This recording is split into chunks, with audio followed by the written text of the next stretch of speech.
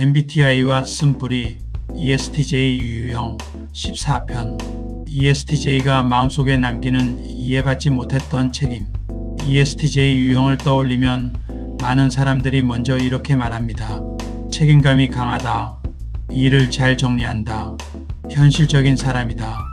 실제로 ESTJ는 상황을 바라볼 때 무엇이 필요한지 빠르게 판단하는 편입니다.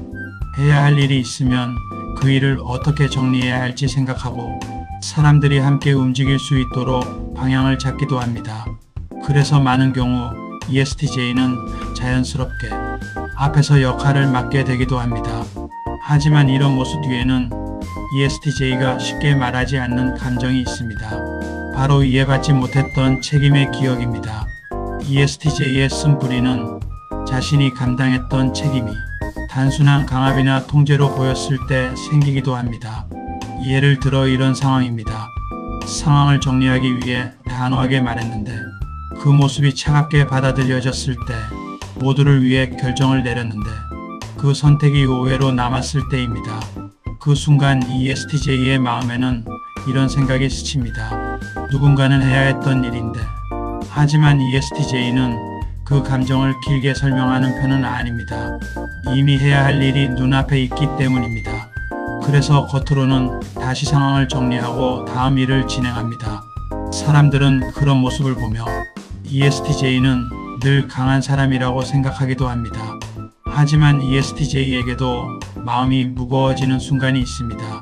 특히 자신이 책임을 지려고 했던 행동이 오해로 남았다고 느낄 때입니다.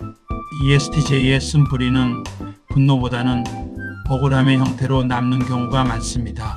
겉으로는 아무렇지 않게 보이지만 마음속에서는 그 상황을 다시 떠올리기도 합니다. 내가 그때 왜 그렇게까지 했을까? 이 질문은 때로 ESTJ를 잠시 멈추게 만들기도 합니다. 그래서 ESTJ에게 회복은 자신의 방식 자체를 부정하는 것에서 시작되지 않습니다. 오히려 자신의 마음을 이해하는 순간에서 시작됩니다. 나는 그때 책임을 지려고 했구나. 이렇게 자신의 선택을 인정하는 순간 그 기억도 조금씩 다른 의미로 바뀌기 시작합니다. 그리고 누군가가 그 책임의 무게를 이해해 줄 때 ESTJ의 마음은 다시 단단해집니다. 쓴뿌리는 마음이 약해서 생기는 것이 아닙니다. 오히려 책임을 진지하게 생각했기 때문에 남는 감정일 때가 많습니다.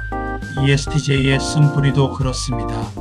상황을 정리하고 싶었던 마음, 사람들이 함께 움직이기를 바랐던 마음, 그 마음이 있었기 때문에 그 오해의 기억도 마음속에 남아있는 것입니다.